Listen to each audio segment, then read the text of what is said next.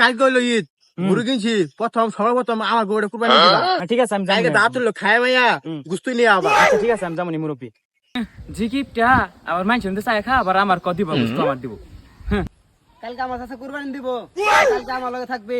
তো আমার লগে দেওয়া হয়েছিল তোর চাচা, তোর চাচা গেল কুরবানি বলতেছে 5 দিয়া বলে কিনছে। 5 দিয়ে কিনছে বন্ধু, 5 দিয়া। শুরু করে তোমরা কি করতেছ কি করতেছ? কি করতা কি ওই যে ওর চাচা বলে কালকে কুরবানি দিব 5 দিয়ে কিনছে বলে। হ্যাঁ আমি তো শুনলাম আমার তো দাওয়াত দিছে আমার তো যাও ভালো লাগে। আচ্ছা তাহলে যাই যাবে মিলে কালকে আচ্ছা ঠিক আছে সবাই যাও গা। আচ্ছা আচ্ছা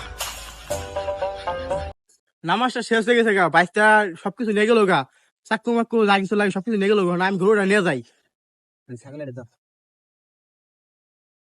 আজকে তো শেষ দিন, যা পারস কাইন্দা নে, ওরা কান্দতে পারছি না। তোদের ঈদে নামাজ তো বললাম চাচা বল দাওয়াত দিয়ে গেছিল। হ্যাঁ দাওয়াত দিয়েছিলাম কুরবানি তো দেওয়ার লাগে। হ্যাঁ যাই যান। কুরবানি দিই।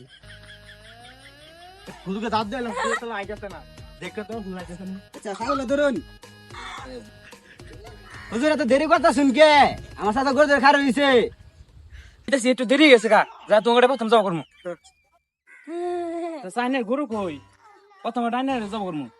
দেন না গরু। এই চাচা এটা 5 দিয়ে কিনছুন? হ বাবু ওইটাই পাহতি।